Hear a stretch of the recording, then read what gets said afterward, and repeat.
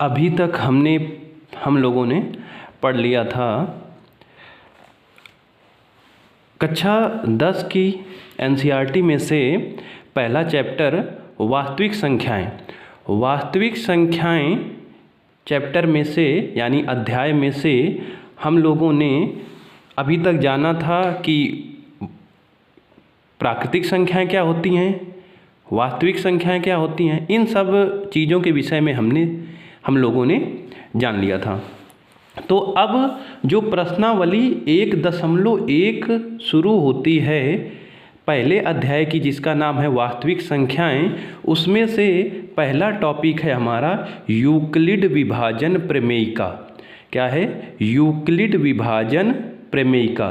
तो यूक्लिड विभाजन प्रमेयिका को जानने से पहले हम लोगों को एक चीज़ जाननी पड़ेगी जो हम लोगों को 5वीं कक्षा में बता दी जाती थी अभी तक, भाज्य, भाजक, भागफल व शेषफल में संबंध। इसी से हम लोग अपनी यूक्लिड विभाजन प्रमेयिका को कोरिलेट करेंगे।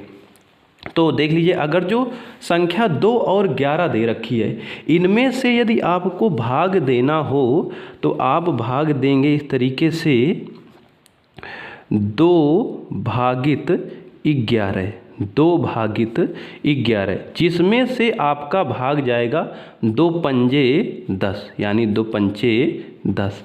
तो आपका ये बचा 1, ये शेष आपका बचा 1। तो यहाँ पर जो होता था जिसमें से आप भाग देते थे वो आपका होता था भाज्य, और जितना यहाँ पर आता था और जिससे भाग देते थे वो हम लोगों का होता था भाजक। उसको हम लोग क्या बोलते थे? भाजक। और जो यहाँ पर आता था उसको हम लोग बोलते थे भागफल। क्या बोलते थे? भागफल। और जो नीचे बच जाया करता था उसको हम लोग बोलते थे शेषफल। अब यहाँ एक चीज़ समझिएगा कि क्या होता है कि कभी भी जब आप किसी एक संख्या में से दूसरी संख्या का भाग देंगे तो जो शेषफल होगा, जो हमारा शेषफल होगा, तो वो कभी भी भाजक से ज़्यादा नहीं बचेगा। क्यों? क्योंकि अगर जो शेषफल भाजक से ज़्यादा बच जाएगा तो इसका मतलब है कि एक बार भाग और चला जाएगा। सपोज दैट, मान लीजिए कि यहाँ पर अगर जो 2 बचा होता, इसका मतलब था कि 2 एकन्नम 2, एक बार भाग और चला जाता तो यहाँ पर आपका बच जाता 0। यहाँ पर क्या बच जाता आपका? 0। लेकिन यहाँ पर तो क्या बचा आपका? 1 बचा हुआ है। क्यों? क्योंकि भाग आपका 5 बार गया है तो शेषफल 1 आया है। तो इसका मतलब यहाँ से ये निकलता है कि आपका जो शेषफल होगा, जो आपका शेषफल होगा किन्हीं भी 2 संख्याओं में भाग देने पर, तो वो या फिर 0 होगा या फिर 0 से बड़ा होगा, लेकिन ये छोटा होगा हमारा भाजक से। ये किससे छोटा होगा? हमारा भाजक से। ये चीज़ समझिए यहाँ से कि जब भी जो शेषफल बचेगा तो वो 0 के बराबर होगा या फिर 0 से बड़ा होगा, लेकिन भाजक से छोटा होगा। इसी से संबंधित है यूक्लिड विभाजन प्रमेयिका। तो अगर जो यहाँ से ये प्राप्त हुआ तो एक चीज़ आप जानते होंगे, आपको कक्षा 5 में आपके गुरुजी ने पढ़ाया होगा, भाज्य बराबर एक चीज़ बताई गई होगी आपको, भाजक गुणे भागफल और धन शेषफल। ये आपको 5वीं कक्षा में ही सब लोगों को बता दिया गया होगा। अब देखिए, अगर जो इन सब चीज़ों को यहाँ पर रखें तो भाज्य आपका क्या था? 11, यानी जिससे भाग दिया, जिसमें भाग दिया जाता है वो हमारा भाज्य होता है, जिससे भाग दिया जाता है वो हमारा भाजक होता है, और जितना यहाँ पर आता है वो भागफल होता है, और यहाँ पर बचता है वो शेषफल। अब देखिएगा, तो 5 दूनी 10, 1 11। भाई 11 था भाज्य, तो उसमें से भाजक आपने 2 लिया, भागफल 5 आया और शेषफल 1 आया, तो 5 दूनी 10, 1 11 हो गया। अब यहीं से आप समझिएगा यूक्लिड विभाजन प्रमेयिका क्या है। यूक्लिड विभाजन प्रमेयिका को दिया था फारसी गणितज्ञ अल ख्वारिज़मी ने। उन्होंने बताया यदि भाज्य को आप ए ले लें, भाज्य को आप ए ले लें, भाजक को आप बी ले लें और भागफल को आप क्यू ले लें और शेष फल को आप ले लें आर, तो आपका एक संबंध, आपको एक संबंध मिलेगा गणित में, आपका एक संबंध तैयार हो जाएगा। वो हो जाएगा आपका ए बराबर बी क्यू, ए बराबर बी क्यू प्लस आर, ए बराबर बी क्यू प्लस आर। उन्होंने बताया जहाँ आपका आर क्या होगा, आर या फिर जीरो के बराबर होगा या फिर जीरो से बड़ा होगा, लेकिन साथ साथ एक चीज़ और होगी, वो हमेशा छोटा होगा आपका बी से, यानी यहाँ पर भाजक से। तो देखिए ये जो हमारा था भाज्य, भाजक, भागफल और शेष फल में संबंध, उसी को इन महोदय ने अल ख्वारिज़मी ने एक नाम दे दिया यूक्लिड विभाजन प्रमेयिका, जो हम लोग कक्षा 5वीं में पढ़ चुके हैं। ये चीज़ क्लियर हो गई आपको कि यूक्लिड विभाजन प्रमेयिका होती है ए बराबर बी क्यू प्लस आर। जहाँ पर क्या होगा, जहाँ पर एक चीज़ होगी कि आपका जो आर होगा, जो शेष फल बचेगा, ऊपर आपको समझाया हुआ है कि जो शेष फल बचेगा वो या फिर जीरो होगा या जीरो से बड़ा होगा, लेकिन हमेशा छोटा होगा भाजक से। यानी यहाँ पर अगर जो इसकी भाषा में कहे यूक्लिड विभाजन प्रमेयिका की भाषा में, तो ए बराबर बी क्यू प्लस आर, जहाँ r is greater or equal to zero and less than b.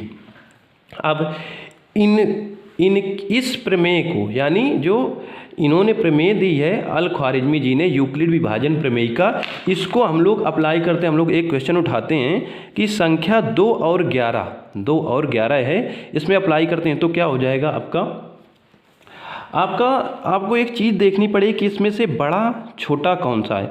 तो आप लिख देंगे यहाँ पर कि हमारा जो है 11 है, तो 11 हमारा यहाँ से है 11 इज ग्रेटर देन 2, यानी 11 हमारा बड़ा है 2 से। तो आपका निकल आएगा यहाँ से, ए बराबर 11, ए बराबर आपका निकल आया 11 और बी बराबर आपको लेना पड़ेगा यहाँ से 2। यानी ऊपर वाली अगर जो भाज्य भाजक के उसमें संदर्भ में समझें तो ए हमारा जो भाज्य है वो 11 है, जो भाजक है 2 है। तो इसको हम लोग यूक्लिड विभाजन प्रमेयिका में रखते हैं, जो होती है ए बराबर बी क्यू प्लस आर, ये होती है। तो जब हम लोगों ने इसमें इसको रखा ए बराबर बी क्यू प्लस आर में, तो क्या मिला आपको, ये 11 हो गया और आपका b क्या हो जाएगा, b आपका हो जाएगा 2। ये तो 2 वैल्यू फिक्स हैं आपको कि a आपका 11 हो गया। अब इस b को आपको 2 लेना है और देखना है कि कितना गुणा करें हम कि 11 से ज़्यादा ना हो, ये 11 के बराबर रहे या फिर 11 से कम रहे। तो हमने देखा अगर जो इसमें 5 का गुणा कर दिया जाए 2 पंजे 10, तो ये 10 हो जाएगा। तो हमारा 1 बच जाएगा शेष, 1 बच जाएगा शेष। तो जिस रूप में हम लोगों ने इसको लिख दिया 11 बराबर 2 गुणे 5 प्लस 1, तो हमने इसको लिखा a बराबर बी क्यू प्लस आर के रूप में।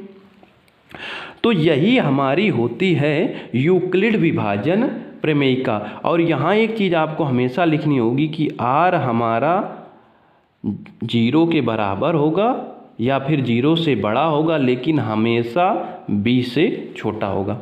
ठीक है, तो ये हो गई यूक्लिड विभाजन प्रमेयिका, जो होती है a बराबर बी क्यू प्लस आर, जहाँ r greater or equal to 0 and less than b। अब प्रमेयिका होती क्या चीज़ है, ये चीज़ देख लेते हैं हम लोग, प्रमेयिका होती क्या है। तो प्रमेयिका एक सिद्ध किया हुआ कथन होता है जिसे अन्य कथन सिद्ध करने में प्रयोग किया जाता है। प्रमेयिका क्या होती है, प्रमेयिका एक पहले से सिद्ध किया हुआ कथन होता है। जैसे हम लोगों ने इसको सिद्ध कर लिया a बराबर बी क्यू प्लस आर, तो प्रमेयिका एक सिद्ध किया हुआ कथन होता है जिसे अन्य कथन को सिद्ध करने में प्रयोग किया जाता है या जिसे अन्य कथन सिद्ध करने में प्रयोग किया जाता है। और एक चीज़ समझिए, ये तो हो गई प्रमेयिका। अब आपको जब क्वेश्चन कहेगा तो कहेगा यूक्लिड एल्गोरिथम का प्रयोग करके प्रश्न को हल करिए। तो एल्गोरिथम क्या होती है, आपने लिया a बराबर बी क्यू प्लस आर, जहाँ r greater or equal to 0 and less than b. तो यह यूक्लिड विभाजन प्रमेयिका यानी यह लेमा है, ये प्रमेयिका है तथा इसके प्रयोग से प्रश्न को हल करना यूक्लिड विभाजन एल्गोरिथम कहलाता है। जब प्रश्न को हल करने में आप इस प्रमेयिका का बार बार प्रयोग करेंगे तो वो हमारा यूक्लिड विभाजन एल्गोरिथम कहलाएगा। अगर जो एक बार आपने लिखा हुआ है तो वो आपकी प्रमेयिका हो जाएगी। अब अगर जो उसका प्रयोग आप बार बार कर रहे हैं प्रश्न को हल करने में तो वो आपका एल्गोरिथम हो जाएगी। चलिए, इतना हो गया। अब देखिए, इसका प्रयोग आपको प्रश्न में कहेगा कि यूक्लिड विभाजन प्रमेयिका से या यूक्लिड विभाजन एल्गोरिथम से मासा ज्ञात करिए या फिर लासा ज्ञात करने को कहेगा। अभी तो आपको मासा ही ज्ञात करवाएगा।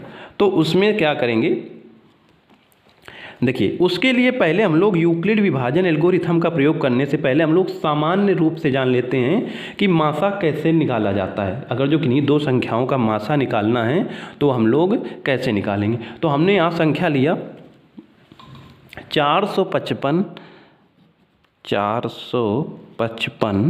और 455 और इसका 42 का HCF निकालिए। तो आप करते क्या हैं कि 42 में से 42 का भाग दे देंगे 455 में से, ठीक है। तो देखेंगे आप 42 एकम 42 एक बार गया, आपका यहाँ शेष में कितना बचा 3। अब भाग नहीं जा रहा है, आपको एक अंक उतारना पड़ेगा, तो आपने 5 उतारा। अब भी भाग नहीं गया तो यहाँ पर आपने 0 रख दिया। लेकिन हुआ क्या, हुआ ये कि अब जब मासा निकालते हैं भाग विधि से तो यहाँ पर जो शेष बचा रहता है उससे फिर भाग देते हैं यहाँ पर जो भाजक होता है यानी 42 में हैं। तो 35 एकम 35, फिर देखते हैं कितना शेष बचेगा। तो शेष बचा यहाँ से 12 में से 5 गया 7। अब अभी भी शेष बच गया है आपका ये 7। तो इस 7 का फिर भाग करेंगे 35 में। तो ये 7 पन है 35 यानी 7 पन 35। तो ये आपका कट पिट के 0 हो गया आप सारा कुछ। तो यहाँ जो मिलता है, जो ये यहाँ मिलता है, यही हमारा मासा होता है। लेकिन उसके पहले एक चीज़ देखिएगा कि मासा पहले लिख देते हैं हम लोग कि मासा बराबर यानी HCF बराबर या इसी को हिंदी में आप लोग कहते हैं मासा बराबर आया 7। लेकिन मासा तब प्राप्त होगा जब शेष फल यहाँ 0 हो जाएगा, तभी तो कहेंगे कि मासा इतना मिल गया। तो मासा तब प्राप्त होता है जब शेष फल 0 या 0 हो जाता है। अगर जो 0 नहीं होता तो इस प्रोसेस को हम लोग और आगे ले जाते। 0 हो गया है तो मासा हमारा ये भाजक होता है जिससे हम लोग भाग दिए रहते हैं, ना कि ये भागफल होता है।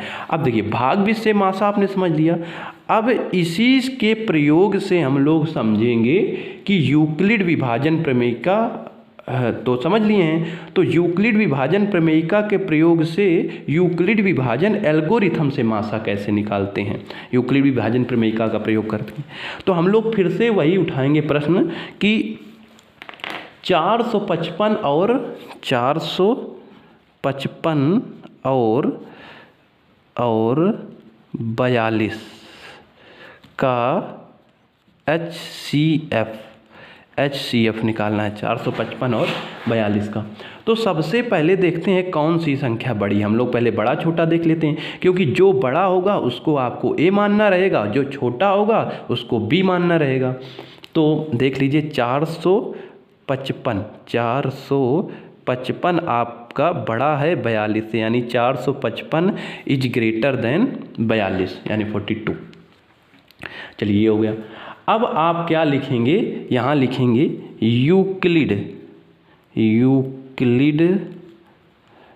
यूक्लिड विभाजन प्रमेयिका से, यूक्लिड विभाजन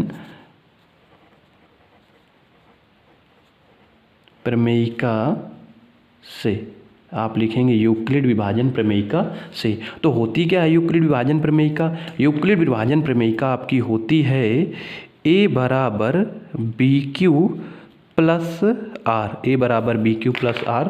और क्या होता है, R बराबर या बड़ा होगा 0 से और छोटा होगा B से, लेकिन छोटा होगा B से। तो देखिए 455 को आपको A मानना रहेगा, 455 को हमने A ले लिया बराबर। ये स्थान फिक्स होता है, जो छोटा वाला होता है उसको भाजक लेना होता है, यानी B लेना होता है, यानी 42। तो 42 में देखेंगे कितनी बार भाग जा रहा है कि 455 से ज़्यादा ना हो। तो 42 में से 10 का अगर जो गुणा कर दें तो 420 हो जाएगा। 420 बड़ा अच्छा नंबर है। चलिए अब क्या बचा यहाँ पर, 420 हो गया। तो 455 में से 420 घटाएंगे तो हमारा शेष बच जाएगा, जो बचेगा 35। क्या बच गया? 35। अब देखिए क्या है, अब ये हमारा हो गया था यहाँ से फर्स्ट स्टेप, ये हमारा था फर्स्ट स्टेप, यानी फर्स्ट स्टेप में हमने लगाया। अब देखिए शेष फल यहाँ पर शून्य तो आया नहीं, शेष फल अगर जो यहाँ शून्य आ जाया रहता तो हमारा ये मासा हो जाया रहता। लेकिन जब शेष फल नहीं आया शून्य, तो क्या करेंगे, सेकेंड स्टेप करेंगे, लिखेंगे क्या लिखेंगे कि जो हमारा शेष फल R है यानी 35 is not equal to 0, is not equal to 0 यानी 0 के बराबर नहीं है। अतः 42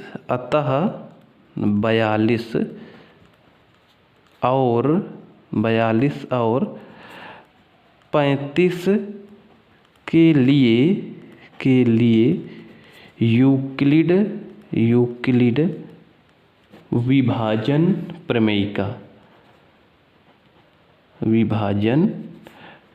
प्रमेयिका यानी इसके लिए हम लोग फिर से यूक्लिड विभाजन प्रमेयिका लगाएंगे और डैश कर देंगे। तो अब क्या हो जाए रहेगा, अब आपका 42 देखिए क्या रहेगा, 42 आपका जो बड़ा वाला हो जाएगा वो आपका A बन जाएगा और B बन जाएगा ये जो आपका 35 आया रहा है। तो कितने का गुणा कर दें कि 42 से ज़्यादा ना हो पाए, तो 35 एकन्नम 35। अब शेषफल हमारा क्या बच गया 7। अब भी देखिए शेषफल 0 नहीं हुआ, जब 0 हो जाता तो ये 35 हमारा मासा हो जाता, लेकिन 0 नहीं हुआ। तो हम लोग क्या करेंगे, हम लोग लिखेंगे फिर से थर्ड स्टेप में लिखेंगे। थर्ड स्टेप में क्या लिखेंगे कि जो 7 है शेषफल, यानी 7 जो शेषफल है वो 0 के बराबर नहीं है। अतः अब किसके लिए लगाएंगे, यहाँ जो रहता है भाजक और जो शेष फल रहता है उसमें फिर से लगाते हैं 35 और 7 के लिए यूक्लिड विभाजन प्रमेयिका